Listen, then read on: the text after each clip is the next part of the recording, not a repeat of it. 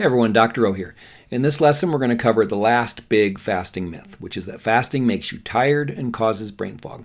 We'll talk about what could actually do that, but people are terrified of fasting because they think it's going to sap all their energy and cause this brain fog that makes it so they basically can't function. But the reason this is a myth is all about norepinephrine. So norepinephrine is noradrenaline. It's related to epinephrine or adrenaline, obviously. And norepinephrine increases. I'll show you a study that showed that it doubles when you're in the fasted state. So norepinephrine is actually what increases mental focus and energy. This is the reason that when people are in serious emergency situations, they talk about how time slows down. That's actually because norepinephrine levels spike and it feels like time slows down because your brain is basically energized. Your brain is working in fast forward. So let's look at the study. We mentioned it once before, but resting energy expenditure in short-term starvation is increased as a result of an increase in serum norepinephrine. We talked about how norepinephrine actually causes your metabolic rate to go up 14% during a short-term fast, but the norepinephrine levels do double. So why? Why does norepinephrine go up so much when you're in the middle of a fast? It actually goes up by increasing the amount that's being released and then how often it's being released. But so why does it do this? So you actually have the mental clarity you need and the energy you need to go out and find food or not become food. So think about it. If our ancestors were starving because they couldn't find something to eat, would laying down and being exhausted and having brain fog actually have helped them find food or not become food? No. If our ancestors would have just laid down and died, we wouldn't be here.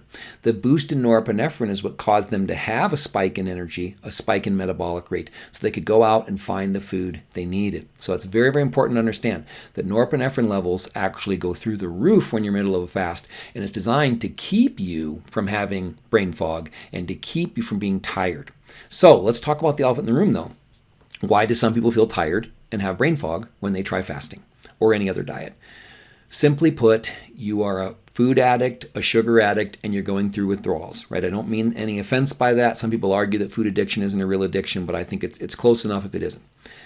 So yes, you may feel tired and you may have brain fog if you go periods without eating when you haven't in a long time. That's just because it takes time for your body to adapt. You're used to eating all of the time and maybe eating a lot of sugar and these types of things. So your body is used to these wild fluctuations in blood sugar. Blood sugar goes up, comes crashing down, so you need to eat something to bring it back up, bring it down, back up, down, up, down. So your body's used to this cycle. It takes time for your blood sugar to normalize, which is what will happen as you get used to a fast. I always say that fasting is a muscle, right? The more you use it, the better it functions. So your body has to get used to normalizing your blood glucose, not having these peaks and valleys, these rises and these crashes.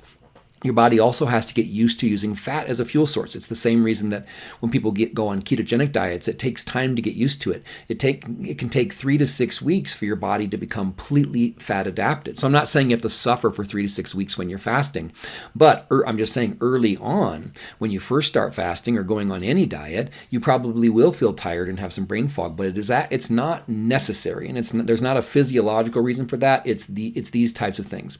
If you can get your blood sugar normalized, your body gets used to burning fat for fuel, then you should actually experience the benefits of having this spike in norepinephrine, the benefits of more mental focus and more clarity, the benefits of an increased metabolic rate without the downsides. So I'm certainly not saying that you might not feel tired. You might not feel tired or have brain fog when you first go on any kind of diet, including a fasting protocol.